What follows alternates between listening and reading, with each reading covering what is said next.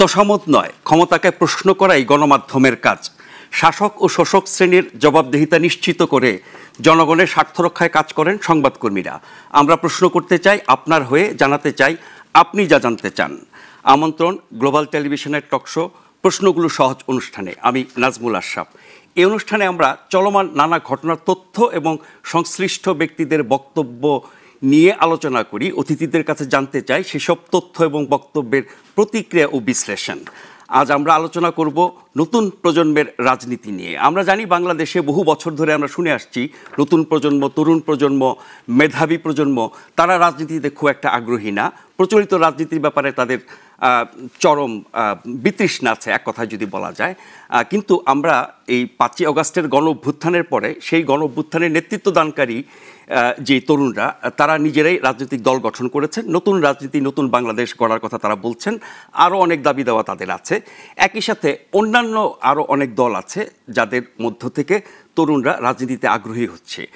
তাহলে কি গণ অভ্যুত্থানের ফলে যেই নতুন বাস্তবতা তৈরি হলো তাতেই তরুণ প্রজন্ম রাজনীতিতে আগ্রহী হচ্ছে, বা অভ্যুত্থানের যে লক্ষ্য উদ্দেশ্য ছিল যে ফ্যাসিবাদী সরকারের পতন তারা ঘটিয়েছে তার বিপরীতে একটি জনগণের শাসন, গণতান্ত্রিক শাসন, কল্যাণকামী রাষ্ট্র গঠনের জন্য তারা এগিয়ে আসছে কিনা, সেই বিষয়টি নিয়ে আজকে আমরা আলোচনা করব। আমাদের আজকের রাজনীতির বিষয় তরুণ প্রজন্মের রাজনীতি। আমরা আমন্ত্রণ জানিয়েছি দুজন তরুণ রাজনীতিবিদকে। আমাদের সাথে আজকে স্টুডিওতে আছেন আমার বাংলাদেশ পার্টি, এবি পার্টির যুগ্ম সাধারণ সম্পাদক ব্যারিস্টার নাসরিন সুলতানা মিলি। ব্যারিস্টার মিলি, আপনাকে স্বাগত জানাচ্ছি।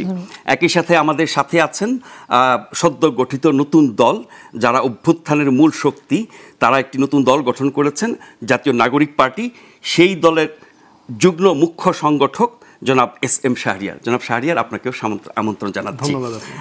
আমরা চলমান নানান ঘটনা নিয়ে কথা বলবো, আজকের কিছু ঘটনা নিয়েও আমরা কথা বলবো।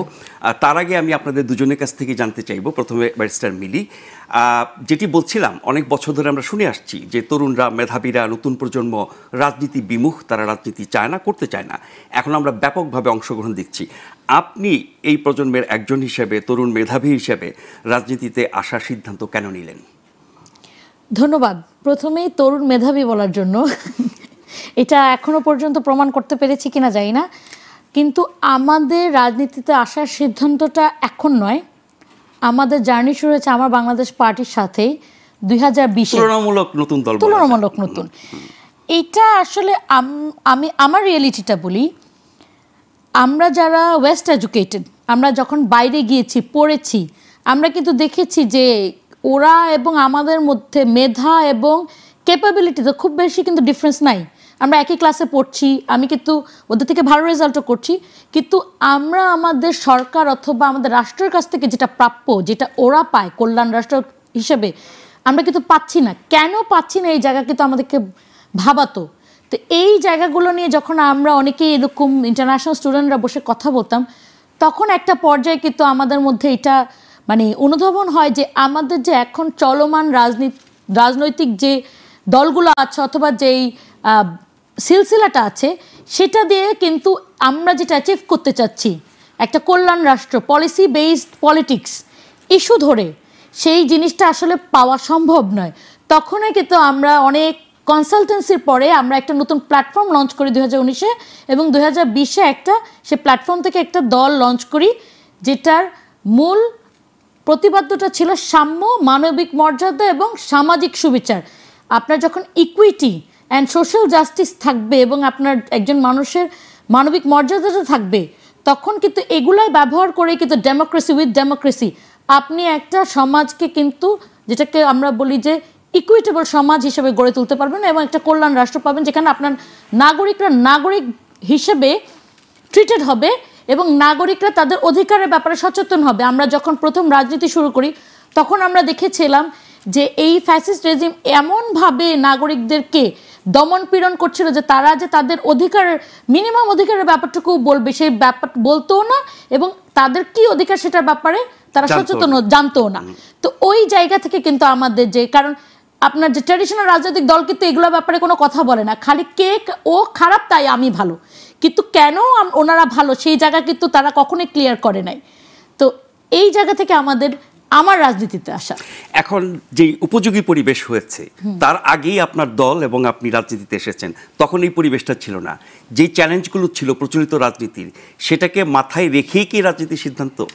জি অবশ্যই, আপনি যে কোনো কিছু ভালো অথবা নতুন করবেন, কোনো কিছুই কিন্তু not of bed of roses আপনাকে এভাবে মানে একদম প্লেটে দিয়ে দিবে না, এবং যেটা আপনি প্লেটে পাবেন be very careful about it, কারণ ওইটা ওভাবেই চলে যাবে। আপনাকে স্ট্রাগল করেই ওইখানে যেতে হবে। এই যে আমাদের বাংলাদেশের 20 কোটি মানুষ, আমরা যে স্ট্রাগল করে আজকে ফ্যাসিস্ট থেকে মুক্ত হয়েছি, এটা তো একদিনে আসেনি।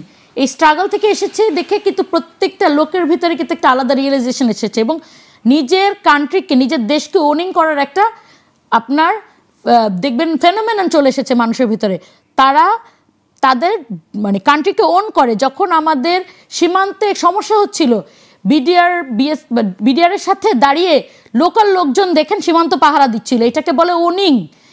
এই ওনিংটা কিন্তু একদিনে আসে না, এই যে স্ট্রাগল থেকে এসেছে। স্ট্রাগলটা না হলে কিন্তু আমরা এই জায়গায় আসতাম না। জি, জনাব এস এম শাহরিয়ার, আপনারা অভ্যুত্থানকারী শক্তি হিসেবে সারা দেশের মানুষের যে সমর্থন ভালোবাসা পেয়েছেন, তার মধ্য দিয়ে নতুন বাংলাদেশ, নতুন রাজনীতি, নতুন রাজনৈতিক দল আপনারা গঠন করেছেন।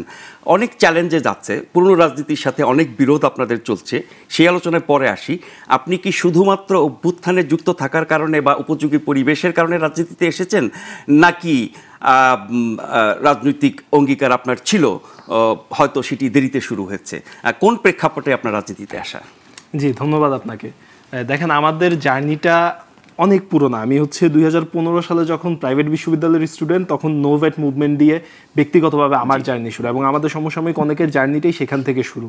এবং সেই মুভমেন্টটা সফল করার পরবর্তীতে হচ্ছে আপনার রাষ্ট্রীয় যত ধরনের আন্দোলন ছিল, তনু হত্যা মামলা নিয়ে একটা মুভমেন্ট ছিল, ক্যাম্পাসে হচ্ছে এন্টি সেক্সুয়াল হ্যারাসমেন্ট নিয়ে মুভমেন্ট ছিল, সেগুলোতে সক্রিয় থাকা। এবং আপনি যদি দেখেন 2018 যে কোটা সংস্কার আন্দোলন ছিল, যেখানে হচ্ছে আমাদের যে প্ল্যাটফর্ম, সেই প্ল্যাটফর্মের অনেক নেতা যারা সেখান থেকে উঠে এসেছেন, সেই কোটা সংস্কার আন্দোলন।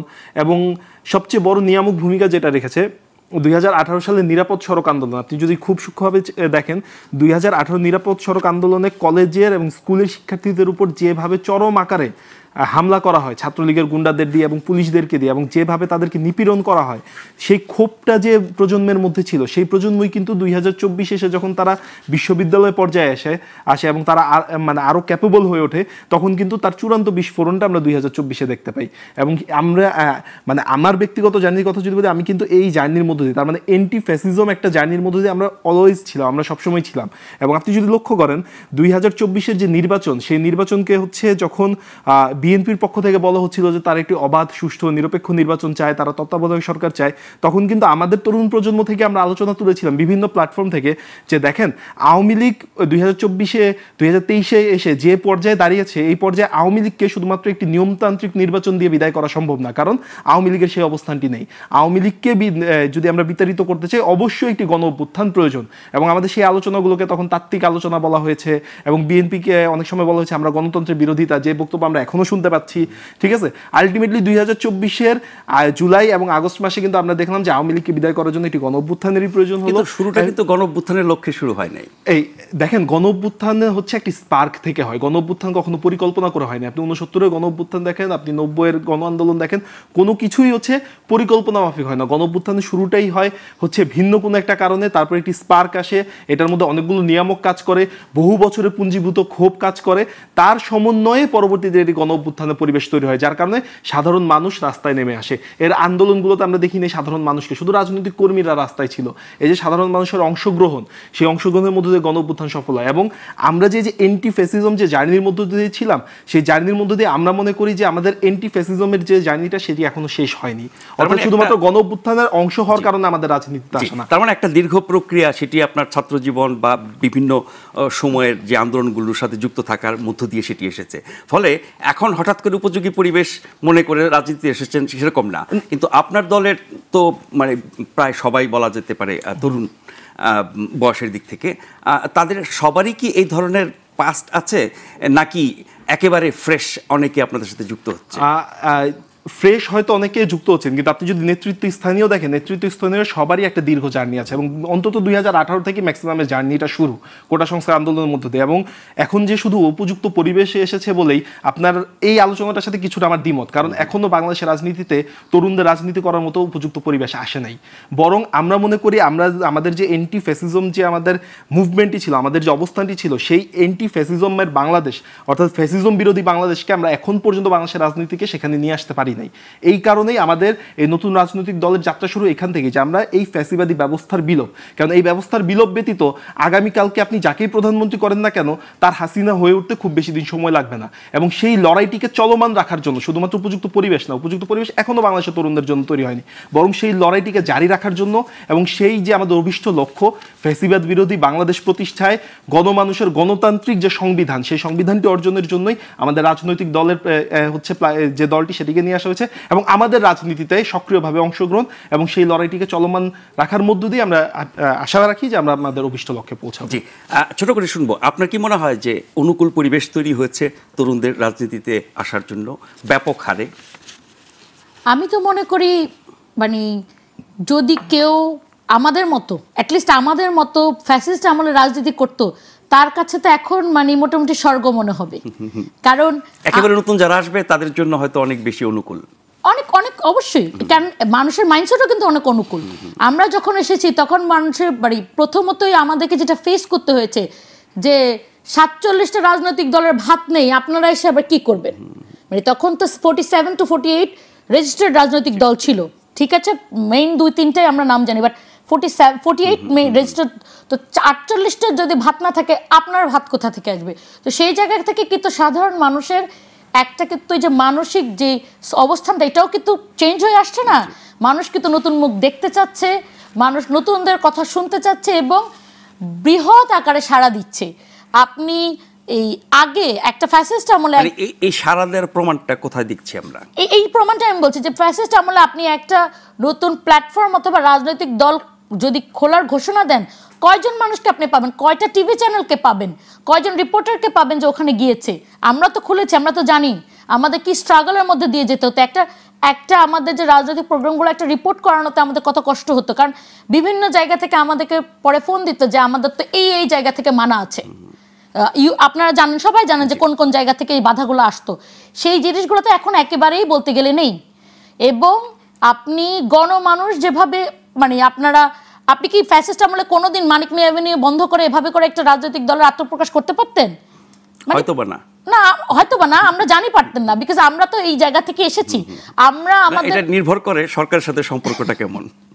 যে সরকারের সাথে যাদের সম্পর্ক তারাও মনে হয় নিজের আত্মগ্লানিতে এরকম বড় করতে দেখেছি তো, বিএনএম টিএনএম অনেক কিছু খুললো, তারা তো কই আত্মপ্রকাশ ভাবে করেনি, তাদের অফিস পর্যন্ত খুঁজে পাওয়া যায়নি। সেগুলোকে কিংস পার্টি বলা হয়। আবার ওনাদের দলের ব্যাপারেও এরকম দাবি অনেকে করেন যে ওনারাও কিংস পার্টি। আপনার কি মনে হয়? নতুন দল আসলে অনেক কিছুই এরকম দাবি থাকবে। একদিক থেকে দেখলে তো অবশ্যই কিংস পার্টি মনে হবে, বিকজ যেটা উনাদের দলের যে আহ্বায়ক, উনি তো জাস্ট তার দুদিন আগেই মানে সরকার থেকে পদত্যাগ করে আহ্বায়ক হয়েছেন, তো উনি তো নিশ্চয়ই উড়ে এসে জুড়ে বসে আহ্বায়ক হন নাই, he had stake in that এই নতুন যে এটা পার্টিতে, তো তাহলে তো এই জন্যই তো উনি আহ্বায়ক হয়েছেন।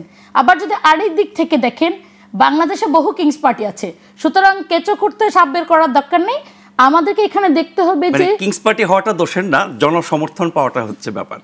এক্স্যাক্টলি, যে কিংস পার্টি মানে হয়ে গেলেই যে এটা একদম খারাপ জিনিস, এটাতে কোনো সমর্থন দেওয়াই যাবে না, তাহলে তো এখনকার সবচেয়ে লার্জেস্ট পার্টি যাদের সমর্থন আছে তাদেরকেও দেওয়া যাবে। একইভাবে হয়েছিল, যদিও প্রেক্ষাপট ভিন্ন। জনাব শাহরিয়ার, কিংস পার্টির কথা নিশ্চয়ই সকালে বিকালে আপনারা শোনেন, সেগুলো জবাবও হয়তো দেন, কিন্তু সরকারের সাথে সম্পর্ক বা জনাব নাহিদ ইসলাম এসে আপনাদের দলের হাল ধরলেন, আপনাদের আরও দুজন সহযোদ্ধা সরকারে রয়ে গেছেন এবং প্রধান উপদেষ্টা যথেষ্ট সফট কর্নার আপনাদের ব্যাপার আছে, এগুলো দেখেই তো মানুষ কিংস পার্টি বলে। ধন্যবাদ আপনাকে। প্রথম কথা হচ্ছে যে আমাদের যে দুইজন সহযোদ্ধার কথা বলা হয় তারা হচ্ছে জাতীয় নাগরিক পার্টির সহযোদ্ধা না, তারা এই গণ অভ্যুত্থানের সহযোদ্ধা। মানে এখন জাতীয় নাগরিক পার্টির হন নাই, তারা এই গণ অভ্যুত্থানের সহযোদ্ধা, এই গণ অভ্যুত্থানের পক্ষের যত শক্তি রয়েছে সকল শক্তির সহযোদ্ধা হিসেবে এই দুজন হচ্ছে এই সরকারের রয়েছেন। তারা ভবিষ্যতে জাতীয় নাগরিক পার্টির রাজনীতি করবে তার গ্যারান্টি আপনি আমি কেউ দিতে পারি না, প্রথমত। দ্বিতীয়ত হচ্ছে ওনাদের এই দলে আসার সম্ভাবনা নাই, সেটা ভবিষ্যৎ বলবে। তারা রাজনীতি করবে কিনা, রাজনীতি করলে তারা এই দলের সাথে রাজনীতি করবে না অন্য কোনো দলের সাথে রাজনীতি করবে, সেটা সময় বলবে, সেটা ভবিষ্যৎ বলবে। আর হচ্ছে নাহিদ ইসলামের যে ব্যাপারটা, দেখেন নাহিদ ইসলাম হচ্ছে আহ্বায়ক হিসেবে যখন এখানে আসেন, এটা হচ্ছে এই আন্দোলনের যারা হচ্ছে পক্ষের শক্তি, আমরা আপনার চোখে নতুন বাংলাদেশ নামে একটা জনমত জরিপ করি, আমরা সাধারণ মানুষের কাছে যাই, 2 লক্ষ অধিক মানুষের মতামত নেই আমরা, এবং সাধারণ মানুষের সাথে কথা বলি। তাদের একটা চাওয়ার জায়গা ছিল যে এই গণঅভ্যুত্থানের এক দফার যে অন্যতম চেনা মুখ নাহিদ ইসলাম, তারা চায় না নাহিদ ইসলাম সরকারে থাকুক, তারা চায় নাহিদ ইসলাম জনতার কাতারে আসুক, সে জনতার সাথে চলুক, কারণ সরকার অনেক জায়গায় ঠিকমতো ফাংশন করতে পারছে না।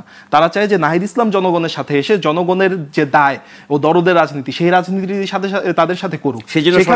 সেখান থেকেই নাহিদ ইসলামের সরকার ছেড়ে আসে, এবং সেখান থেকেই সরকার ছেড়ে এসে নাহিদ ইসলামের জাতীয় নাগরিক পার্টির সাথে সংযুক্ত হয়। এবং আপনি যদি দেখতে পান নাহিদ ইসলাম যখন বক্তব্য দিতে দাঁড়ান এবং তিনি যখন স্লোগান দেন, আপনি যদি মানুষের মধ্যে সেই শিহরণ দেখেন, মানুষের মধ্যে যে স্বতঃস্ফূর্ততা দেখেন যদি সেই সময়, তাহলে সেটি আপনাকে প্রমাণ করে দিবে যে নাহিদ ইসলাম জনতার কাতারে আসার জন্য জনগণের কি পরিমাণ একটা চাপের জায়গা ছিল, প্রথমত।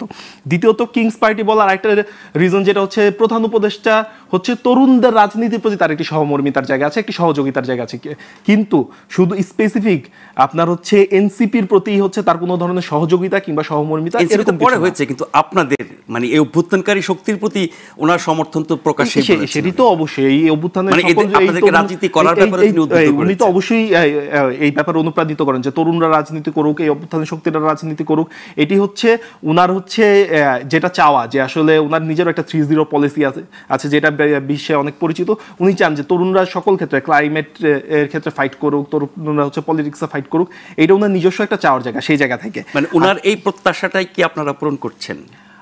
না, ব্যক্তি ওনার কোনো প্রত্যাশা আমরা পূরণ করছি না। ব্যক্তি আমরা সাধারণ মানুষের যে চাও, আমরা যে বললাম যে আমরা যে লড়াইটা, আমরা যদি দেখতে পেতাম যে 5ই আগস্টের পরবর্তী বাংলাদেশে কেন আমরা 6 মাস সময় নিলাম একটি দল গঠন প্রক্রিয়ায়, আমরা যদি 5ই আগস্টের পরবর্তী বাংলাদেশে দেখতে পেতাম যে বাংলাদেশে আমরা যে হচ্ছে এক দফাটি দিয়েছিলাম যে ফ্যাসিবাদী ব্যবস্থার বিলোপ, সেই ব্যবস্থার বিলোপের জন্য রাজনৈতিক দলগুলো, এক্সিস্টিং পলিটিক্যাল পার্টিগুলো ঐক্যমতে রয়েছে এবং তারা সেই অনুযায়ী কাজ করছে, এবং যে সংস্কার কমিশনগুলো রয়েছে এবং বর্তমান যে সরকার রয়েছে, তারা যদি বারবার দেখেন, আমরা হচ্ছে জুলাই প্রোক্লেমেশন যখন দাবি করলাম, তারা বললো রাজনৈতিক দল চায় না, এই কারণে জুলাই প্রোক্লেমেশন দিতে পারবে না।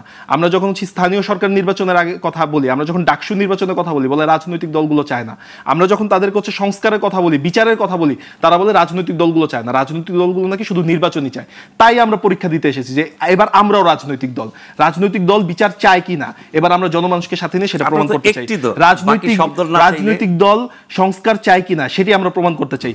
দেখেন, যখন বলা হচ্ছে রাজনৈতিক দলগুলো চায় না, ওখানে একটি দলই চায় নাই, একটি দলই হচ্ছে জুলাই প্রোক্লেমেশন চায় নাই, একটি দলই হচ্ছে সংস্কার চায় না, একটি দলই হচ্ছে বিচার নিয়ে আলাপ দিতে চায় না। তারা বরং চায় হচ্ছে যে আগে নির্বাচনটা হোক। তারা মনে করে যে জুলাই আগস্টের যে 2000 শহীদের যে ত্যাগ, এই ত্যাগটি হচ্ছে শুধুমাত্র ক্ষমতার পালাবদলের প্রক্রিয়া, কিন্তু এই ক্ষমতার পালাবদলের প্রক্রিয়ায় যে কেউ হচ্ছে রাক্ষস হয়ে উঠবে। আমরা চাই এই ক্ষমতার পালাবদল প্রক্রিয়াটি সুনিশ্চিত হোক। দেখেন, নির্বাচন আমরাও চাই, কিন্তু আমরা চাই নির্বাচন একটি প্রক্রিয়া হোক। 90 পরবর্তী বাংলাদেশে কিংবা স্বাধীনতা পরবর্তী বাংলাদেশে এখন পর্যন্ত বাংলাদেশের পলিটিশিয়ানরা কোনো ধরনের শান্তিপূর্ণ ক্ষমতা হস্তান্তর প্রক্রিয়া নিশ্চিত করতে পেরেছে? কোনো ধরনের শান্তিপূর্ণ ক্ষমতা হস্তান্তর প্রক্রিয়া তারা বের করতে পেরেছে? কয়েকবার হয়েছে, কখনোই হয় নাই 90 এর পরে। 96 নির্বাচন কখনো শান্তিপূর্ণ প্রক্রিয়া ছিল না। 2001 এর পরের নির্বাচন দেখেন, সেখানে হচ্ছে স্পষ্টত দাবি আছে 2001 এর পরে যারা ক্ষমতা গ্রহণ করে তারা কি পরিমাণ প্রতিপক্ষ রাজনৈতিক যে কর্মী রয়েছে তাদের উপর নিপীড়ন চালিয়েছে। 2001 এর পর 2006 আসেন, সেখানে 111 এর মতো ঘটনা ঘটেছে। কোনোবারই নির্বাচন লাশ ব্যতীত আসে নাই। প্রত্যেকবার হচ্ছে নির্বাচনে তত্ত্বাবধায়ক সরকার থাকবে কি থাকবে না, সহিংসতা কি না, একটা হচ্ছে নির্বাচনী সহিংসতা, সেটি ভিন্ন জিনিস, সেই আলাপে যাচ্ছি না। নির্বাচনে তত্ত্বাবধায়ক সরকার থাকবে কি থাকবে না, সেখানে মানুষকে জীবন দিতে হচ্ছে। যদি তত্ত্বাবধায়ক সরকার থাকে, সেই তত্ত্বাবধায়ক সরকার প্রধান কে হবেন, বিচারপতির বয়স বাড়বে কি বাড়বে না, সেই জন্য মানুষকে জীবন দিতে হয়েছে। সেই আমি তার পেছনের এর আগের তার পেছনে আপনি যদি বলতে পারেন যে 2001 এর নির্বাচনটি হয়তো শুধুমাত্র নির্বাচনী সহিংসতা ব্যতীত আর কোনো ধরনের কোনো ডিসপুট সেখানে ছিল না, শুধুমাত্র 2001 এর নির্বাচন। এবং এখন পর্যন্ত তারা নির্বাচনের মধ্য দিয়ে ক্ষমতা হস্তান্তর প্রক্রিয়ার কোনো সঠিক নিয়ম তারা বলতে পারেনি। কেন পারে নাই? কারণ হচ্ছে আপনার তত্ত্বাবধায়ক সরকার আপনি দিবেন, শুধুমাত্র তত্ত্বাবধায়ক সরকার দিলে হবে না। আপনার যদি তত্ত্বাবধায়ক সরকারের প্রক্রিয়ায় সেখানকার প্রধান কে হবেন, আপনি যদি সেই জায়গাটিকে কোনো আইনের মাধ্যমে নিশ্চিত করতে না পারেন, সেখানে যদি আপনি সাবেক প্রধান বিচারপতিকে দেন, আপনি যদি বিচার ব্যবস্থা সংস্কার না করতে পারেন, বাতিল করেছে বিগত সরকার, সেটিকে যদি ফিরেও আনা হয়, বিএনপি তো শুধু নির্বাচন চাচ্ছে, সেটিকে যদি ফিরেও আনা হয়, আপনি যদি হচ্ছে বলেন সাবেক প্রধান বিচারপতি তত্ত্বাবধায়ক সরকার সরকার প্রধান হবে, তাহলে আপনাকে যে হচ্ছে আপনার হচ্ছে যে বিচারালয়, সেই বিচারালয়কে আপনার স্বাধীন রাখতে হবে। সেই বিচারালয়কে যদি আপনি স্বাধীন না রাখেন, তাহলে সেই প্রধান বিচারপতি নিয়োগ কে হবে সেটা কিন্তু প্রাইম মিনিস্টার ঠিক করে দিবে। আচ্ছা, এবার আপনি হচ্ছে নির্বাচন কমিশনে একটা মেজর রোল প্লে করা উচিত। আপনি যদি নির্বাচন কমিশনের হচ্ছে যারা কমিশনার হবেন, সেই প্রক্রিয়াকে কোনো স্বাধীন কমিশনের আন্ডারে আনতে পারেন, সেই নির্বাচন কমিশনের অন্তর্ভুক্ত যে ডিসিএসপিরা কাজ করেন, সেই ডিসিএসপিদের নিয়োগ এবং বদলিকে যদি আপনি কোনো স্বাধীন কমিশনের আন্ডারে আনতে পারেন, তাহলে দেখেন পুরো একটা সিস্টেম, পুরো সিস্টেমের এরকম দফায় দফায় বিভিন্ন জায়গায় যদি আপনি চেঞ্জ আনতে পারেন, শুধু একটা নির্বাচন দিয়ে কি আপনি হচ্ছে গণতান্ত্রিক ব্যবস্থা নিশ্চিত করতে পারবেন? কখনোই পারবেন না। গণতান্ত্রিক ব্যবস্থায় ফিরে যাওয়াটা কি গুরুত্বপূর্ণ না?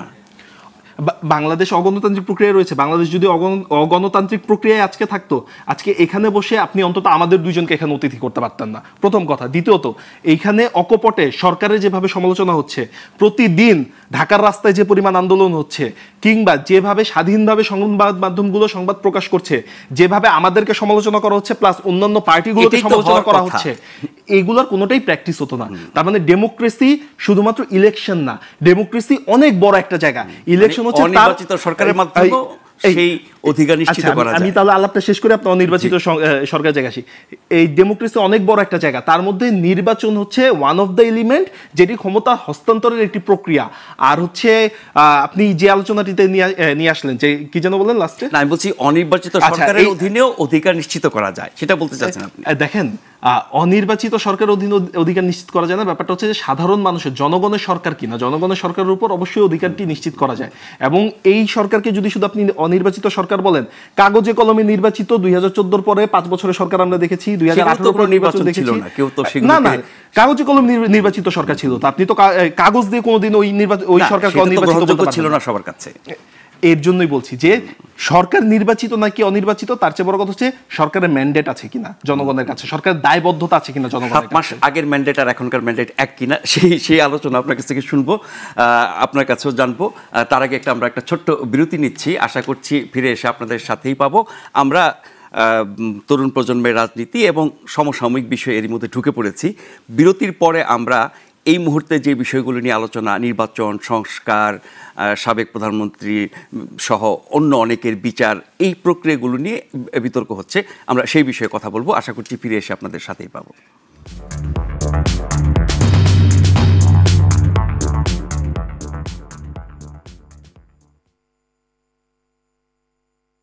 পাশে যদি এমন একটা মানুষ থাকে, তাহলে তো আমার থেকে খুশি এই পৃথিবীতে আর কেউ হবে না।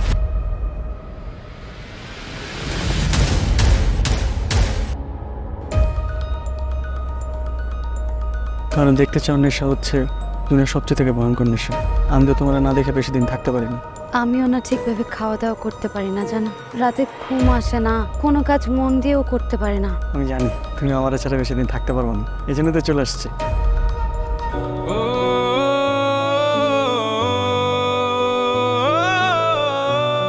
তা এত মিষ্টি আনার কি দরকার ছিল? মাত্র 2 প্যাকেট। এক প্যাকেট আমার মেয়ে পাস করছে সেই মিষ্টি, আর এক প্যাকেট হইলো আমার মেয়ের বিয়ের মিষ্টি। যা এখান থেকে।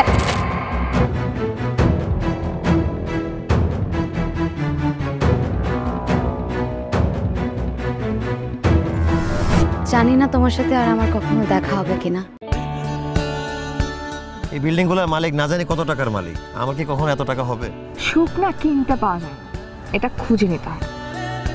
মোটা চাল, মোটা কাপড় আর মাথার উপরে ছাদ, ইটস নট এনাফ। বিদেশ ঘুরতে পারবে না, সেই অ্যাবিলিটি তো তার নাই। তোর জামাই ফকিন্নি ছোট লোক ইঁদুর একটা বাজার করে নিয়ে আসছে আমার বাসায়। এই যে 20 টাকার ফুল প্রেমের সময় খুব ভালো লাগে, বিয়ের পরে 20 টাকার ফুল ফুল মনে হয় না, কাটা মনে হয়। কাটাই পুরোটা না, কাটায় ভরা। 5 লাখ। আমি যদি বিক্রি হই, তোমাদের দেওয়ার রেটে আমি বিক্রি হব না। আমার বিক্রি করার রেট আমি নিজেই নির্ধারণ করব। তুমি কিভাবে বুঝলে আমার এই ব্র্যান্ডের এই গাড়িটাই পছন্দ? আমি জানতাম। ধন্যবাদ আমাদের সাথে থাকবার জন্য। আমরা আজকে কথা বলছি তরুণ প্রজন্মের রাজনীতি নিয়ে। আমাদের সাথে আছেন দুজন তরুণ রাজনীতিবিদ, এবি পার্টির যুগ্ম সাধারণ সম্পাদক ব্যারিস্টার নাসরিন সুলতানা মিলি এবং জাতীয় নাগরিক কমিটির যুগ্ম মুখ্য সংগঠক জনাব এস এম শাহরিয়ার। আমরা এই পর্যায়ে প্রধান উপদেষ্টা ডক্টর মোহাম্মদ ইউনূসের একটি সাক্ষাৎকার দেখব। তিনি ব্রিটিশ টিভি চ্যানেল স্কাই নিউজকে একটি সাক্ষাৎকার দিয়েছেন, সেখানে তিনি বিচার নিয়ে কিছু কথা বলেছেন, অন্যান্য বিষয়ে কথা বলেছেন। আমরা এই বিষয়ে একটা প্রতিবেদন দেখে আলোচনায় ফিরব।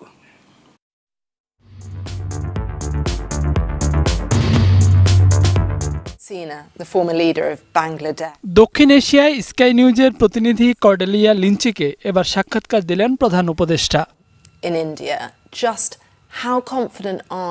বুধবার বার্তা সংস্থাটির নিজস্ব ওয়েবসাইটে প্রকাশিত সাক্ষাৎকারটিতে গেল জুলাই আগস্টে গণহত্যা, আয়নাঘরের বিভৎসতা, গণহত্যার বিচার, পলাতক সাবেক প্রধানমন্ত্রী শেখ হাসিনাকে ফেরত নিয়ে আসার বিভিন্ন বিষয় গুরুত্ব পেয়েছে। ডক্টর মোহাম্মদ ইউনূস জানান, উপস্থিত না থাকলেও শেখ হাসিনার বিচারের কাজ থেমে থাকবে না। তাকে ফেরাতে ভারতকে আনুষ্ঠানিক চিঠি দেওয়া হয়েছে। অপরাধীকে ফেরত পাঠাতে দেশটির আইনগত বাধ্যবাধকতা আছে। She will stand trial, there's no doubt about that, because all the evidences are here.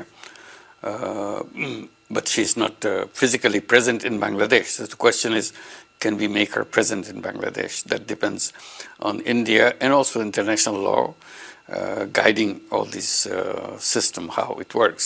আয়নাঘরের বাস্তবতা মধ্যযুগীয় বিভৎসতাকেও হার মানায় উল্লেখ করে সরকার প্রধান জানান, যারা এসব মানবতা বিরোধী অপরাধে সহযোগিতা করেছে, হতে পারে পরিবারের সদস্য, আশ্রিত ব্যক্তি বা সহযোগী, তাদেরও একই ধরনের বিচারের মুখোমুখি হতে হবে। Shock will be very mild word in a situation like that, when you see things and you've been hearing about it, you've met those people who suffered through those most heinous thing you can imagine a human being can do to another human being. It's just the ugliest thing that you can see, you can feel, you can observe. Doctor Mohammad ইউনূসের অভিযোগ, অপরাধে জড়িত ব্যক্তিদের সংখ্যা আর অপরাধের ব্যক্তির কারণে কাজ শুরু করতে কিছুটা সময় লাগছে, কিন্তু এটা প্রতিষ্ঠিত পতিত সরকারের সবাই এর সাথে জড়িত ছিল, আর বিভিন্ন বাহিনীর অতি উৎসাহীরা তো যুক্ত ছিলই। We are trying. We cannot guarantee, because we are a short-lived government, that because legal process is very slow, so we cannot push it either. So we are identifying, we're letting them go through the process. Some will get punished, some will still be under the process, some will still be untraceable, trying to find out where that person is, what happened to that person, and so on. So I would say we'll do our best to do as many as possible during our time. But many of them will be in progress in the situation.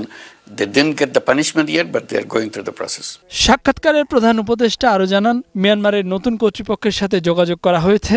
বাংলাদেশের নিরাপদ আশ্রয়স্থল থেকে রাখাইনের নিরাপদ বসতি স্থাপনের উপর বেশি গুরুত্ব দিচ্ছে স্থানীয় ও আন্তর্জাতিক সম্প্রদায়। We started discussing with the international organization.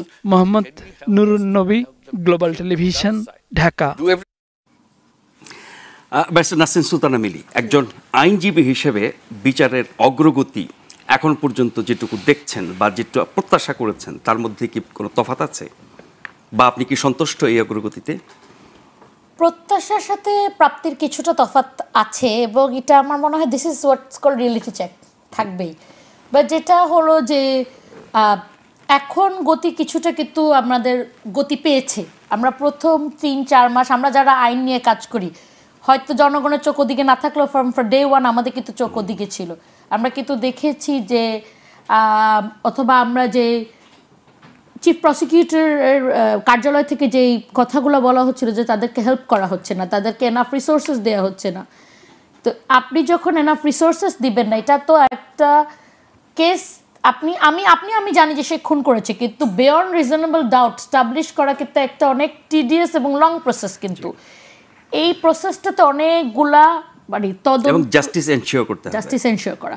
আপনি মানে এই আইসিটির তো একটা প্রথমে বদনাম আছে ক্যাঙ্গারু কোর্ট, এখন যদি আরেক পার্টের ক্যাঙ্গারু কোর্ট হয়ে যায় সেটাও তো ভালো হবে না।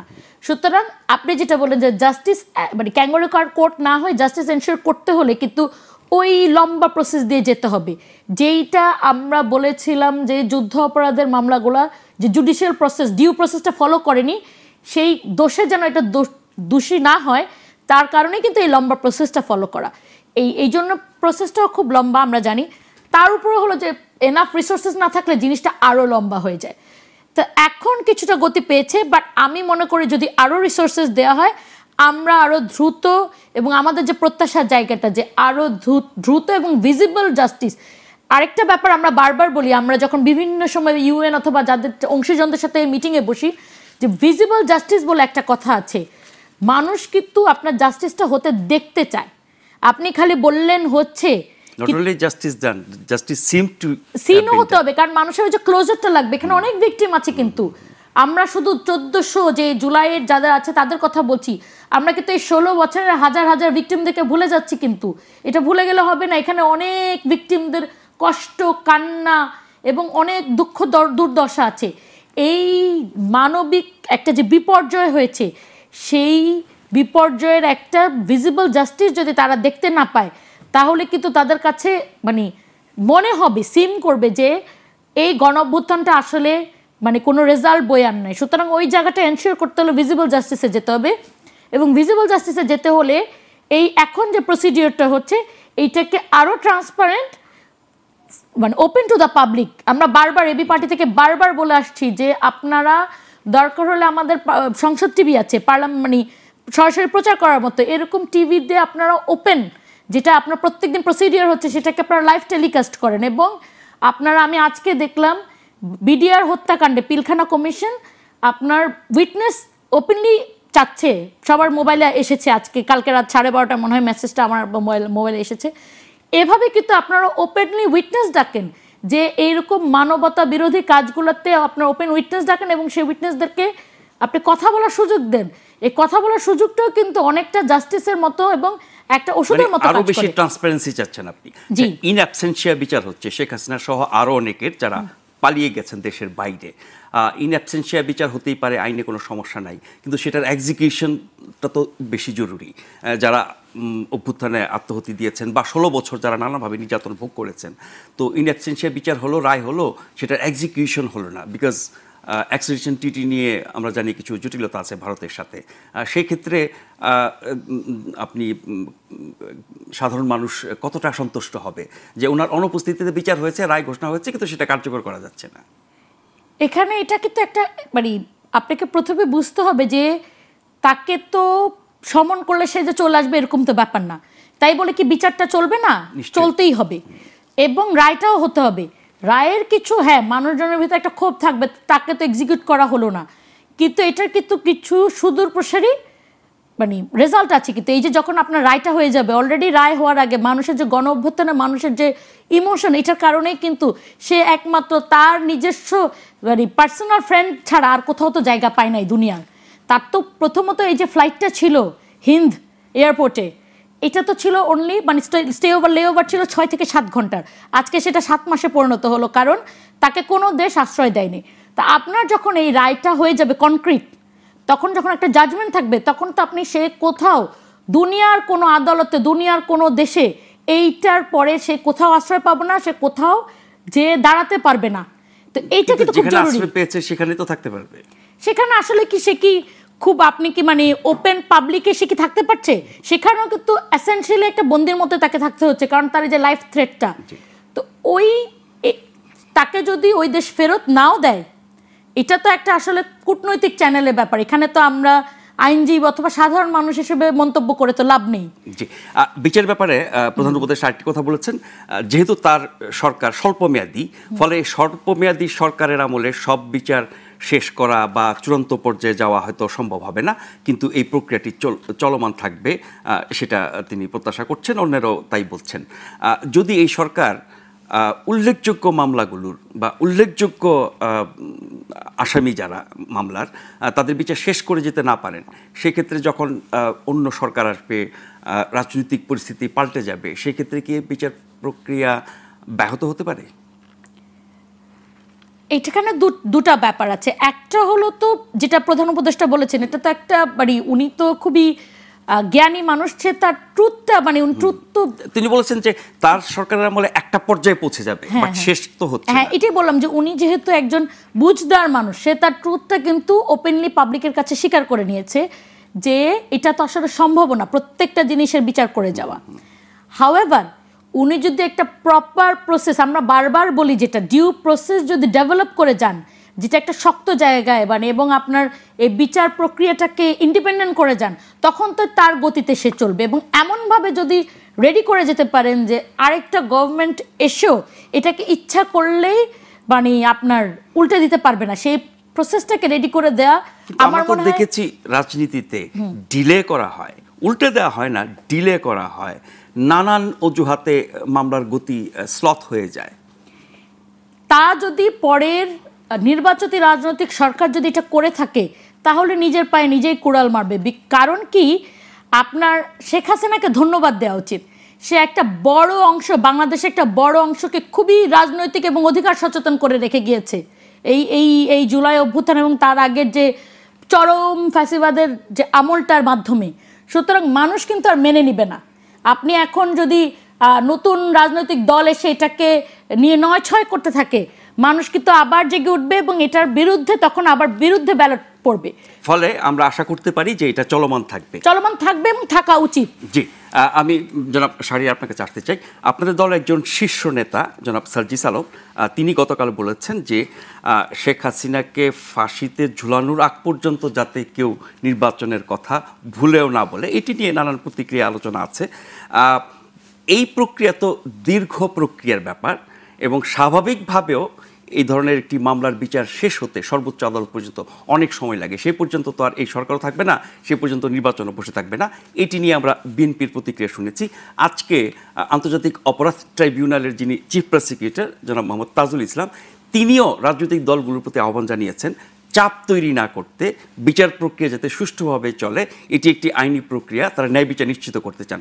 ফলে এই রাজনৈতিক চাপ কেন, বা এটা কতটা বাস্তবসম্মত যে বিচার শেষ করে শেখ হাসিনাকে ফাঁসিতে ঝুলিয়ে তারপরে নির্বাচন, এই ব্যাপারে আমরা দুজনের বক্তব্য শুনে আপনার কাছে আসছি।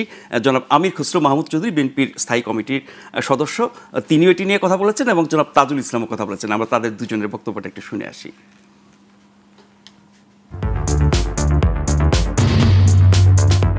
বরাবরের মতোই বলবো যে অতিরিক্ত চাপ প্রয়োগ করবেন না, কারণ বিচার, ন্যায় বিচার জটিল এবং কঠিন একটা প্রক্রিয়া। এখানে যদি অপ্রস্তুত অবস্থায় রিপোর্ট আসে অথবা তাড়াহুড়া করে বিচার করে আমি বিচারের কোনো ত্রুটি করি, তাহলে প্রতিপক্ষ এটার সুযোগ গ্রহণ করবে, ন্যায় বিচার পরাভূত হতে পারে। আমাদের সব কিছু দেখতে হয়।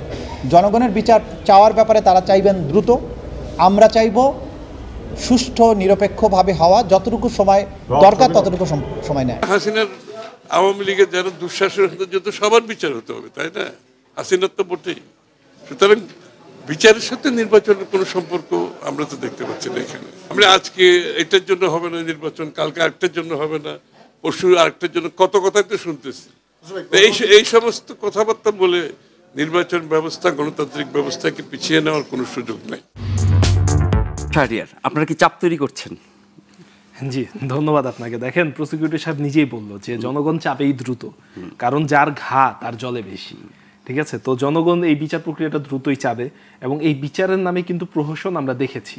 বিচারের নামে প্রহসন আপনি এই অপরাধ ট্রাইব্যুনালের বাইরেও যদি দেন, আপনি দেখেন যে এলাকায় এলাকায় যে মামলাগুলো করা হয়েছে, সেই মামলাগুলো কি পরিমাণ গণমামলা করা হয়েছে, সেই মামলাগুলো কি পরিমাণ রাজনৈতিকভাবে, রাজনৈতিক বিদ্বেষ থেকে করা হয়েছে এবং এক একটা মামলায় 400-500 আসামি দেয়া হয়েছে। এগুলো কেন দেয়া হয়েছে? মামলাগুলোকে দুর্বল রাখার জন্য একটা ঘটনার ক্ষেত্রে, দ্বিতীয়ত অভ্যুত্থানের পরে যে মামলা হয়েছে এবং প্রত্যেকটা জায়গায় মামলাগুলো নিয়ে বাণিজ্য করা হয়েছে এবং সেই মামলাগুলো কারা দিয়েছেন? স্থানীয় চিহ্নিত বিএনপি নেতারা সেই মামলাগুলো দিয়েছেন এবং সেখানে আওয়ামী লীগ কিংবা আওয়ামী লীগের দোসরের বাইরেও অনেক সাধারণ মানুষ, এমনকি এই আন্দোলনে অংশগ্রহণকারী অনেককেও তারা সেখানে আসামি করেছেন। তার মানে বিচার প্রক্রিয়া নিয়ে বিএনপিকে আপনি কখনো কথা বলতে দেখবেন না। বিগত 7 মাসে বলেন তো যে শেখ হাসিনা তারা তো বিচার চায়। হ্যাঁ, দেখেন, ওই আপনাকে মাইক্রোফোন ধরার পর যদি বলে আপনি কি বিচার চান কিনা, বিচার তো বাংলাদেশের 20 কোটি জনগণ চায়, কিন্তু বিগত 7 মাসে বিএনপির একটা কর্মসূচি দেখান, বিচারের দাবিতে বিএনপির একটা কর্মসূচি আছে কিনা? নাই। বরং এলাকায় এলাকায় এই যে আপনার হচ্ছে আওয়ামী লীগ ও তার দোসরদের বিচারকে মানে খুবই হাস্যকর একটা ব্যবস্থায় পরিণত করার জন্য তারা কি করেছেন? এই ধরনের মামলা বাণিজ্য করেছেন এবং সেই মামলা বাণিজ্যের ক্ষেত্রে তারা কি করেছেন? বিভিন্ন সাধারণ মানুষকে সেই মামলা অন্তর্ভুক্ত করার নাম করে তারা চাঁদাবাজি করেছেন। ঠিক আছে, এবং সেখানে প্রত্যেকে, যিনি শহীদ হয়েছেন তিনি ট্রাইব্যুনালে মামলা করতে চায়, তার পরিবার, বিএনপি নেতারা তাদেরকে প্রভাবিত করে তারা যেন ট্রাইব্যুনালে মামলা না করেন, তাদেরকে স্থানীয় থানায় মামলা করিয়েছেন এবং যিনি মামলা করেছেন তিনি জানেনও না কতজনকে আসামি করা হয়েছে, এবং সেখানে কে টাকা দিচ্ছে নাকি কে টাকা দিচ্ছে না তার বিনিময় এগুলো করে বিএনপির লাভ কি? দেখেন, বিএনপি কিন্তু চায় আওয়ামী লীগ নির্বাচনে আসুক। বিএনপি আওয়ামী লীগের নির্বাচনের প্রশ্নে এখন পর্যন্ত কোনো সঠিক উত্তর দেয় না। কেন দেয় না? কারণ প্রতিপক্ষ হিসেবে বিএনপির আওয়ামী লীগকে ফেস করা অনেক বেশি সহজতর, কারণ তারা যে মাফিয়া সিস্টেম তৈরি করেছে, এই মাফিয়া সিস্টেমে তারা জানে খেলাটা কি। অর্থাৎ বিএনপির কথা হচ্ছে বিগত 15 বছর তারা যে মাফিয়াতন্ত্রের হিস্সা থেকে বঞ্চিত হয়েছে, তারা এখন সেই হিস্সাটা চায়। তারা চায় না যে এই মাফিয়াতন্ত্র ভেঙে পড়ুক, তারা নতুন করে তার অংশগ্রহণ করতে চায়, এবং তারা মনে করে যে প্রতিপক্ষ হিসেবে আওয়ামী লীগকে তারা ফেস করতে পারবে, কারণ আওয়ামী লীগ আরেকটা মাফিয়া দল। তার মানে এক মাফিয়ার আরেক মাফিয়াকে ফেস করা সহজ। মাফিয়া কখনো পিপলকে, কখনো জনগণকে ফেস করতে চায় না। এবং এদের বাইরের যে অনেকগুলো পার্টি, এখানে এবি পার্টির কথা বলেন আর আপনি জাতীয় নাগরিক পার্টির কথা বলেন, আরও যে পার্টিগুলো রয়েছে, অনেকে কিন্তু পিপলের উইলের উপর পলিটিক্স করে, তারা কিন্তু মাফিয়ার উপর পলিটিক্স করে না।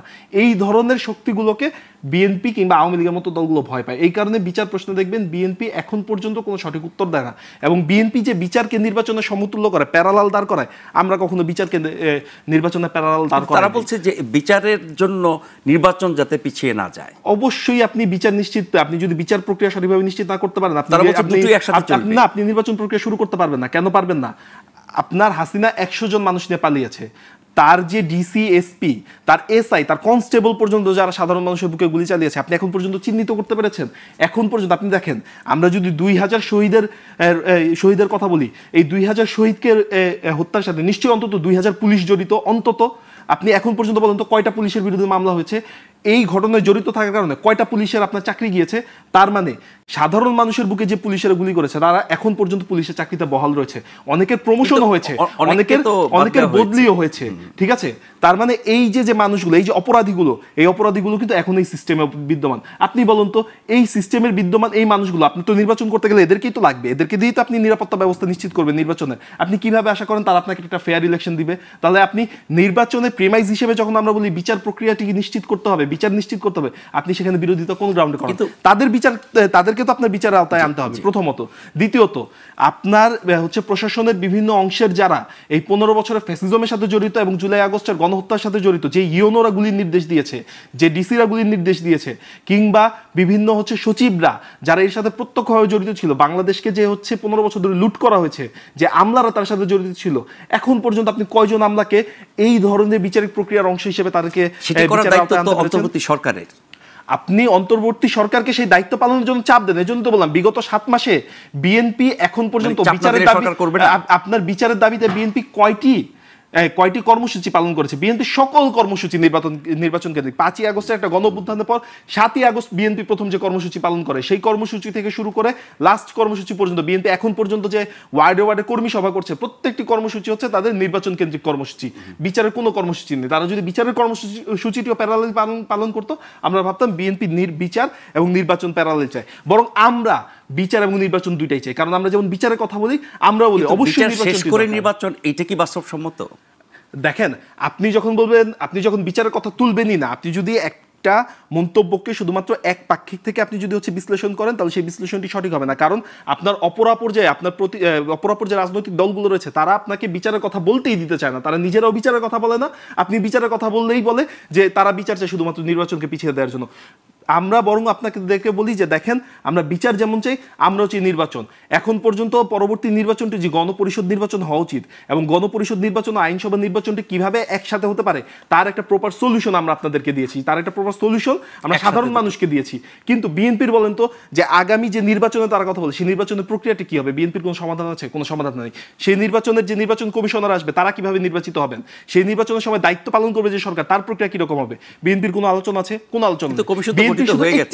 না, আপনাকে তো হচ্ছে খুবই স্ট্রাকচারাল ওয়েতে একটা সলিউশনে আসতে হবে। তাদের কোনো সলিউশন নেই। তাদের কথা হচ্ছে যে আমাদের নির্বাচন দরকার। কারণ হচ্ছে বিএনপি মনে করে এই মুহূর্তে বিএনপির ক্ষমতা গ্রহণের মাঝখানে শুধুমাত্র একটি বাধা, সেটি হচ্ছে নির্বাচন। আমরাও চাই নির্বাচন হোক, জনগণ যদি বিএনপিকে চায়, বিএনপি ক্ষমতায় আসুক, কিন্তু তার আগে নির্বাচনের প্রক্রিয়া এবং যে সংস্কারের কথা বলি, সেই সংস্কারকে নিশ্চিত করতে হবে। দেখেন, একটু আমাকে 30 সেকেন্ড সময় দেন। বিচার, সংস্কার এবং নির্বাচন, এটি হচ্ছে ধাপে ধাপে একটি আরেকটার সাথে সম্পর্কযুক্ত। আপনি যদি প্রপার প্রপার বিচারিক প্রক্রিয়া এনশিওর করে এর সাথে যারা জড়িত তাদেরকে বিচারিক প্রক্রিয়ার অন্তর্ভুক্ত না করতে পারেন, আপনি সংস্কারটি বাস্তবায়ন করতে পারবেন না, তারা আপনাকে সংস্কার করতে দিবে না। আর প্রপার সংস্কারটি যদি আপনি না করেন, সেই সংস্কার না করে আপনি যে নির্বাচনটি দিবেন সেই নির্বাচনটি কখনো ফেয়ার ইলেকশন হবে না। কারণ এখন পর্যন্ত আপনার আইন শৃঙ্খলা যে পরিস্থিতি, এই আইন শৃঙ্খলা পরিস্থিতি কখনোই বাংলাদেশের জাতীয় নির্বাচন করার মতো অনুকূল পরিস্থিতি। আমরা আইন শৃঙ্খলা পরিস্থিতির আলোচনায় আসবো ছোট্ট আরেকটা বিরতির পর। আপনারা দেখছেন প্রশ্নগুলো সহজ, গ্লোবাল টেলিভিশনের নিয়মিত টক শো। আমরা আরেকটা ছোট্ট বিরতি নিচ্ছি, এবারও ফিরে এসে আপনাদেরকে পাবো আশা করছি।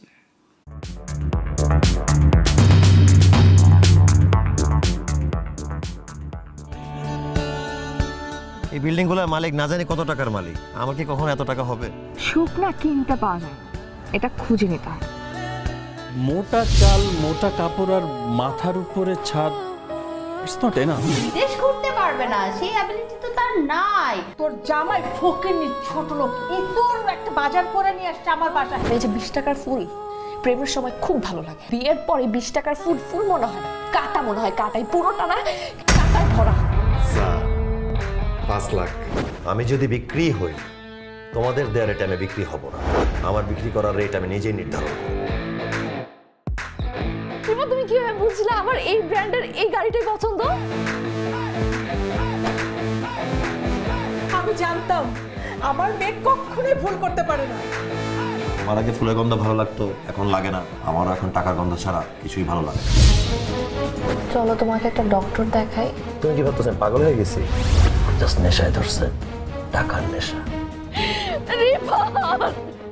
জামাই ছাড়া বিয়ে হওয়া সম্ভব, কিন্তু ফটোগ্রাফার ছাড়া ইম্পসিবল। সাদির খাওয়ান তো গরুর মাংস, মুরগির মাংস, কাচ্চির মাংস, কাচ্চি রোস্ট কিন্তু করতে হবে। খাবার দাবারে কোনো ছাড়ই দেওয়া যাবে না। ফিরনি এটা কিন্তু দিতে হবে। কম খরচ কোনটা? মানে আমরা কি ইলেকশনে দাঁড়াইছি? নির্বাচনী প্রচারণার সময় 6 জন মানুষ দেখা যায় না। মায়ের বংশের কথা এখনো তো বলিই নাই। ক্যামেরা নামান, কে আপনি? স্পেশাল ওয়েডিং ফটোগ্রাফার তুলকালাম। আশ্চর্য, আমরা শপিং করব সেটা ছবি তুলবে না? তুলকাল লাগায় দিমু পুরো মার্কেটে। এটা কিন্তু একটা ইতিহাস হয়ে থাকবে। এরকম পাতিহাস মার্কেট ইতিহাসের আমার দরকার নাই। এখন প্রি ওয়েডিং শপিং ফটোগ্রাফি হইছে, আমি ভয় আছি কখন জানি আইসা বলে পোস্ট। ধন্যবাদ আরও একবার আমাদের সাথে থাকবার জন্য। আমাদের আজকের অতিথি ব্যারিস্টার নাসরিন সুলতানা মিলি এবং জনাব SM শাহরিয়ার। ব্যারিস্টার নাসরিন সুলতানা মিলি, জনাব শাহরিয়ার বিরতির আগে যেটি বলছিলেন, সংস্কার, বিচার, নির্বাচন, এই তিনটি নিয়ে আলোচনা, তর্ক বিতর্ক আমরা শুনছি 7 মাস ধরে। কিন্তু তিনটেই তো গুরুত্বপূর্ণ। কোনটা আগে কোনটা পরে, সবগুলো একসাথে কিনা, কোনটাকে এগিয়ে রাখবো, কোনটা হলে পরে বাকি দুটা হবে বা হবে না, এরকম অনেক কথাবার্তা আছে। আপনার বিবেচনা এই তিনটার মধ্যে যদি আপনাকে অগ্রাধিকার ঠিক করতে বলি, কোনটাকে সবার আগে আনবেন? বিচার, সংস্কার, নির্বাচন? ফার্স্ট অফ অল, আপনি বিচার, সংস্কার এবং নির্বাচন এই তিনটাকে যদি মুখোমুখি দাঁড়া করে দেন, আপনি কিন্তু কোথাও যে পৌঁছাতে পারবেন না। সুতরাং এটা মুখোমুখি দাঁড়া করানো যাবেই না। এইটা তিনটাই হলো ভেরি ইম্পর্টেন্ট। আমাদের এন্ড গোল কিন্তু নির্বাচন, but that is not the only goal. একটাই গোল না কিন্তু। এবং নির্বাচন দিতে হলে এই সংস্কার এবং বিচারটা খুব ইম্পর্টেন্ট। কিন্তু এই দুটো শেষ করে নির্বাচন, সেটা বাস্তবসম্মত কিনা? মানে শেষ বলতে শেষের তো কোনো শেষ নেই। কোন পর্যায়ে গেলে আপনার এটাই আমরা বলতে চাচ্ছি, কোন পর্যায়টাকে একটা ঐক্যমত্যে পৌঁছাতে হবে কিন্তু সবগুলো রাজনৈতিক দলকে। এই যে কাদা ছোড়াছুড়ি করলে কিন্তু আমরা কোথাও পৌঁছাতে পারবো না। আপনার বিরোধী মতকেও নিতে হবে with a pinch of salt, যে ঠিক আছে এটা ওরা কি বলেছে আমি লজিকটা শুনি, এবং বিরোধীরাও কিন্তু আপনার কথাগুলো শুনতে হবে। আমরা কিন্তু ওই যে একটা দীর্ঘ প্রসেসের মধ্যে দিয়ে গিয়েছি তো 16 বছর, কেউ কারো কথা শুনতে চায় না, সবাই সবাইকে শত্রুপক্ষ মনে করে। এইটা একটা রং আইডিয়া। মানে এই অসহিষ্ণুতা কি এখনো আমাদের রাজনীতিতে আছে? অবশ্যই আছে। আপনি গণ অভ্যুত্থানে একদিন ফ্যাসিস্ট যে উপরে যেটা ওটা পালায় গিয়েছে, কিন্তু আপনার মানুষের মানসিকতা তো একদিনে আপনি ঠিক হয়ে যায় নাই। হ্যাঁ, আমাদের অনেক কিছু নতুন মাইন্ডসেট এসেছে, বাট তাই বলে তো একদম পুরাটা যে চেঞ্জ হয়ে গেছে তা না। It's a long and tedious cultural প্রসেসও কিন্তু। তো এই জন্য যে আমরা যে বারবার যে একবারই কিছু কেউ চাচ্ছে যে এখনই নির্বাচন, আপনি গাজীপুরের ঘটনাটাই দেখেন। ওখানে যে আওয়ামী লীগের লোকজন গোলাগুলি করলো, ওখানে কি যারা নির্বাচন চান তারা কি যে প্রোটেক্ট করতে পেরেছেন? যতদিন না ল অ্যান্ড অর্ডার সিচুয়েশন ঠিক হবে ততদিন নির্বাচন দেওয়া মানে কি জানেন? আপনার যেটা আমার কলিগ বললেন যে আওয়ামী লীগ তো 100 জন পালিয়ে গিয়েছে, আর তো আপনার 99.99% যারা তারা তো এখানে বাংলাদেশে রয়ে গেছে এবং তাদের কাছে হিউজ টাকা আছে। সরকার আইন শৃঙ্খলা পরিস্থিতি নিয়ন্ত্রণ করতে পারছে না কেন? এইটা তো সরকারের একটা ফেলিয়ার, এটা আমরা বলছি, কিন্তু সরকার তো স্বীকার করছে না। এখন যারা থাকে তারা তাদের দোষটা স্বীকার করতে আসলে মনে হয় না চায়। এবং মানে আমাদের যে স্বরাষ্ট্র উপদেষ্টা, he is a complete failure through and through. তার ফেলিয়ারের কোনো মাত্রা নেই এবং সেটা স্বীকার করতেও মানে লজ্জা পায় না, মানে এটা স্বীকারও করে না। কি একটা অদ্ভুত ব্যাপার। আমরা তো অ্যাটলিস্ট গণ অভ্যুত্থানের পরে এতটুকু আশা করেছিলাম যে দায় নিয়ে তারা স্বীকার করবে। তো অনেকেই চাইছে কিন্তু তিনি পদত্যাগ করছেন না, তার মানে রাজনৈতিক সরকারের যেই আচরণ সেটাই কি আমরা দেখছি? কিছু কিছু তো দেখছি এটা এখন আপনার। এবং কেন উপদেষ্টা পরিষদের অন্য কলিগরা তার উপর কেন বলছেন না যে আইদার তোমাকে এটা পুরোটা টেক ওভার প্রপারলি করতে হবে অথবা ছেড়ে দিতে হবে, কারণ তুমি মাঝ বরাবর তো আর কতদিন চলবে, মানুষ আর কতদিন এটা দেখবে? না, প্রধান উপদেষ্টা যখন বলছেন যে অপরাধ মোটেও বাড়েনি, তখন স্বরাষ্ট্রমন্ত্রী কেন পদত্যাগ করবেন? প্রধান উপদেষ্টা যেই অ্যাঙ্গেল থেকে বলেছেন সেই অ্যাঙ্গেলটা আমি বুঝতে পেরেছি, বিকজ পুলিশের স্ট্যাটিস্টিক্স কিন্তু সেটা বলে না, স্ট্যাটিস্টিক্স বলে বেড়েছে। পুলিশের স্ট্যাটিস্টিক্স মানে আপনি যদি ফ্যাসিস্ট হাসিনার রেজিমের যে স্ট্যাটিস্টিক্স সেটা তো অবশ্যই কখনো ট্রুথ তো রিফ্লেক্টেড হইতো না। এখনকার ওটার সাথে যদি মিলান যেটা ট্রুথ কখনো রিফ্লেক্টেড হতো না, তখন আপনার তো এই আবার স্ট্যাটিস্টিক্সের কিন্তু এখনকার স্ট্যাটিস্টিক্সের মধ্যে ট্রুথ নাই। আমি যদি ধরে নিই এখনকার স্ট্যাটিস্টিক্সের ট্রুথ আছে এবং আগেরটাতে নাই, তাহলে তো অবশ্যই বেশি লাগবে। আমি আপনি এই সমাজে বাস করছি, আমরা কি দেখছি না কি ঘটছে চতুর্দিকে? গণমাধ্যমে, সামাজিক মাধ্যমে যা আসছে, আপনি গণমাধ্যমে আপনি আমাকে বলেন, আমরা কিন্তু একটা এখানে একটা আমাদেরকে বাড়ি একটা ইন্ডিপেন্ডেন্ট চোখ দিয়ে দেখতে হবে। কিন্তু আপনি যেটা গণমাধ্যমে দেখছেন ঠিক আছে, অথবা সোশ্যাল মিডিয়াতে আমরা খুব ফলো করে প্রচার হতে দেখছি, কোথাকার কোন সাতকানিয়াতে কিছু হলো মনে হচ্ছে আমার বাসার নিচে হচ্ছে এরকম। কিন্তু আপনি ঢাকা শহরে হচ্ছে, কিন্তু আপনি কি আপনার এটা যেটা আমরা যেই ভলিউমে দেখছি মনে হচ্ছে সবাই এফেক্টেড, কিন্তু আপনি কি কোনো আপনার আত্মীয় স্বজন কেউ কি এফেক্টেড হয়েছে? সুতরাং যারা এফেক্টেড হয়েছে তারা তো এই শহরের মানুষ, অবশ্যই শহরের মানুষ। কিন্তু এটা একটা তার মানে যা কিছু ঘটছে এখন, এটা কি আপনি স্বাভাবিক বলছেন? স্বাভাবিক বলছি না, আমি বলবো না ল অ্যান্ড অর্ডার খারাপ, কোনোদিনই স্বাভাবিক না, আমি তো সেটার জন্যই বললাম এটা ফেলিয়ার। বাট এইটা যে হাসিনা রেজিমের থেকে খারাপ হয়ে গিয়েছে, দ্যাট ইজ রং। না, মানুষ তো হাসিনা রেজিমের বাস্তবতা কেউ চাইবে না বা প্রত্যাশা করবে না, আরো ভালোটা প্রত্যাশা। সেটাই আমি বলছি যে সেটা আরো ভালোটা আমরা প্রত্যাশা করব, কিন্তু ওই রেজিমের সাথে তুলনা করে যখন বলছে যে এটার সংখ্যা বেড়েছে, এটা ভুল। কারণ আপনাকে এটা মাথায় রাখতে হবে যে একটা গণ অভ্যুত্থানের পরে অনেকগুলা কেস, সরি আমি এই 7 মাসের পরিসংখ্যানও তাই, বা এই বছরের জানুয়ারি ফেব্রুয়ারি মার্চ, গণ অভ্যুত্থানের পরে কিন্তু অনেকগুলো নতুন মামলা দায়ের হয়েছে, যেটা হলো ওই খুন খারাপির প্রেক্ষাপটে নতুন যে অপরাধগুলো ঘটেছে, মানে আপনার ওটাও তো আছে স্ট্যাটিক্সে যে যেই 1400 ইয়া হলো। আসলে এই আলোচনা অনেক দীর্ঘ হবে, নিশ্চয়ই আমরা আরেকদিন করবো। জনাব শাহরিয়ার, আপনি আমাকে সংক্ষেপে বলেন, শেষ পর্যায়ে চলে আসছি, যে আইন শৃঙ্খলা পরিস্থিতি যা দেখছি আমরা গণমাধ্যমে, সামাজিক মাধ্যমে স্বচক্ষে, এ ব্যাপারে সরকারের ভূমিকা, স্বরাষ্ট্রমন্ত্রীর ভূমিকা, স্বরাষ্ট্র উপদেষ্টার ভূমিকা এবং অন্য অনেকের প্রতিক্রিয়া, তার পদত্যাগ, সব কিছু মিলিয়ে অভ্যুত্থানকারীদের নির্বাচিত সরকার যদি বলি আমরা ডক্টর ইউনূসের সরকারকে, সেই জায়গায় আপনি কতটা আশাবাদী বা হতাশ বা স্বাভাবিক মনে করেন? ধন্যবাদ আপনাকে। দেখেন, স্বরাষ্ট্র উপদেষ্টা যখন একজন ওসিকে প্রত্যাহার করেন ফোনে, তখন আমরা দেখি পরের দিন ওই ওসির ট্রান্সফার হয় উখিয়াতে, যেটাকে পুলিশের ভাষায় বলে প্রমোশন, কারণ উখিয়া মাদকের চ্যানেল, ওইখানে নাকি পয়সা বেশি।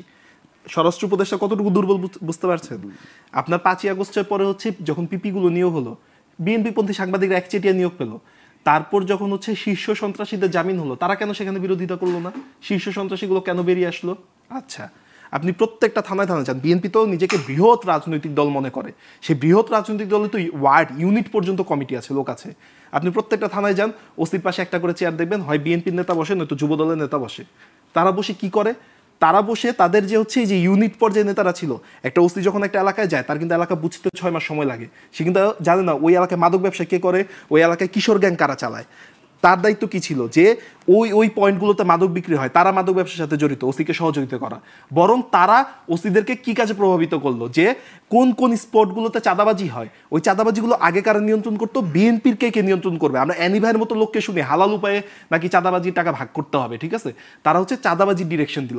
এবার বলেন, আপনি ব্যক্তি স্বরাষ্ট্র উপদেষ্টার অবশ্যই আপনি সমালোচনা করতে পারেন এবং অবশ্যই তার পদত্যাগ করা উচিত, কারণ এই যে আমি আপনাকে যে সিনারিওগুলো বললাম, এই সিনারিওগুলো উনি চেঞ্জ করতে পারছেন না। উনার উচিত মিডিয়ার সামনে এসে বলা যে এটা হচ্ছে রিয়েলিটি, এই রিয়েলিটি আমি ব্যক্তি উপদেষ্টা চেঞ্জ করতে পারছি না, তাই আমি আমার পথটি ছেড়ে দিচ্ছি, যেহেতু আমি কাজ করতে পারছি না। এরকম পার্টিকুলার পলিটিক্যাল পার্টির ইনফ্লুয়েন্সের কারণে তিনি যে সেটা স্বীকার করছেন না, এর ব্যর্থতার দায় তাকে নিতে হবে এবং তাকে অবশ্যই পদত্যাগ করতে হবে। কিন্তু এই যে আপনার শীর্ষ সন্ত্রাসীদের জামিন দেয়া, সেখানে পিপিদেরকে প্রপারলি সেই জামিনের বিরোধিতা না করা, আপনার থানায় থানায় বিএনপি নেতাদের চাঁদাবাজির ভাগবটোয়ারা নিয়ে কাজ করা, বরং মাদক এবং কিশোর গ্যাংকে কীভাবে নিয়ন্ত্রণ করা যায় সেটা নিয়ে কাজ না করা, এবং বিগত 15 বছর কিশোর গ্যাংরা কাদের হয়ে কাজ করেছে, স্থানীয় ছাত্রলীগ যুবলীগের নেতাদের কর্মী বাহিনী হিসেবে কাজ করেছে। এই যে কিশোর গ্যাং যারা কাজ করেছে, এই যে ছাত্রলীগ যুবলীগের নেতারা যাদেরকে নেতৃত্ব দিয়েছে, তারা এলাকায় প্রকাশ্যে ঘুরে বেড়াচ্ছে, তাদেরকে গ্রেফতারে কেন আমরা সহযোগিতা করছি না? এই প্রপার সিনারিওকে যদি আপনি সাম আপ করেন, তাহলে আপনি বুঝবেন যে আমি 30 সেকেন্ড আপনার কাছে আরেকটা মন্তব্য জানতে চাইবো। বিএনপি এগুলো করছে আপনি বলছেন, এবং সরকারের পক্ষ থেকে বলা হচ্ছে, এমনকি প্রধান উপদেষ্টা বলেছেন যে পরাজিত শক্তি, পতিত শক্তি আওয়ামী লীগ, তারাও নানানভাবে পরিস্থিতি তৈরি করছে এবং এই আইন শৃঙ্খলা পরিস্থিতি খারাপ করার ক্ষেত্রে তাদের ভূমিকা আছে, বিএনপির ভূমিকা আছে, আওয়ামী লীগের ভূমিকা আছে, আরও অনেকের ভূমিকা আছে, ধরে নিলাম। কিন্তু শেষ বিচারে জনগণের নিরাপত্তা দেওয়া, আইন শৃঙ্খলা পরিস্থিতির উন্নতি করতে সরকারের কাজ, সরকার কেন এই কাজটা সফলভাবে করতে পারছে না? দেখেন, আমি আপনাকে লাস্ট 1 মিনিটে যে কথা বললাম সেটা হচ্ছে কেনর উত্তর, আর হচ্ছে কেন এই অ্যাকচুয়াল সিনারিও জনগণের সামনে এসে প্রকাশ করে স্বরাষ্ট্র উপদেষ্টা বলছেন না, এটা হচ্ছে তার ব্যর্থতা। তিনি যদি কোনো চাপ অনুভব করে থাকেন, আরো কঠোর হতে অসুবিধা কোথায়? এই স্বরাষ্ট্র উপদেষ্টা কঠোরতা নমুনা আপনাকে দেখালাম। উনি কঠোর হিসেবে ওসিকে প্রত্যাহার করেন, সেই ওসি পরের দিন হচ্ছে বদলি হয় উখিয়াতে, যেখানে আবার তার কর্তৃত্ব তো তাদেরকেই দেওয়া হচ্ছে। উনি এই যে উনার অর্ডারকে যে হচ্ছে পুলিশের ভেতরের লোকজন হচ্ছে পালন করছে না, কেন করছে না, এই সিনারিও তো উনাকে প্রকাশ করতে হবে এবং এটা উনার ব্যর্থতা। এই ব্যর্থতা তো উনাকে মিডিয়ার সামনে এসে সিনারিওগুলো উল্লেখ করে উনাকে এটা বক্তব্য দিতে হবে। তার মানে সেই তথ্যগুলো সরকার বলছে না বলেই মানুষ সরকারকে দায়ী করছে। উনি কেন দিচ্ছেন আমরা জানি না, ঠিক আছে, উনার বিশেষ কোন দলের প্রতি দুর্বলতা থাকতেও পারে, সেই দুর্বলতার দায়ভার এবং সেই ব্যর্থতার দায়ভার উনাকে অবশ্যই নিতে হবে এবং ভবিষ্যতে বাংলাদেশে উনার এই কর্মকাণ্ডের অবশ্যই পর্যালোচনা হবে এবং সেই পর্যালোচনার ভিত্তিতে উনাকে জনগণের কাছে অবশ্যই দায়বদ্ধ। নিশ্চয়ই। অনেক ধন্যবাদ জনাব শাহরিয়ার, অনেক ধন্যবাদ ব্যারিস্টার মিলি। আপনারা যারা শুরু থেকে দেখছেন বা পরে যুক্ত হয়েছেন, প্রত্যেকে ধন্যবাদ ও কৃতজ্ঞতা জানিয়ে আজকের মতো শেষ করছি। অনুষ্ঠানটি পুনঃপ্রচার হবে আগামীকাল সকাল 7টায় এবং এই অনুষ্ঠানে ফিরে আসবো আগামী সপ্তাহে, তার মানে রবিবার রাত 9টায়। সে পর্যন্ত সবাই ভালো থাকবেন, শুভরাত্রি।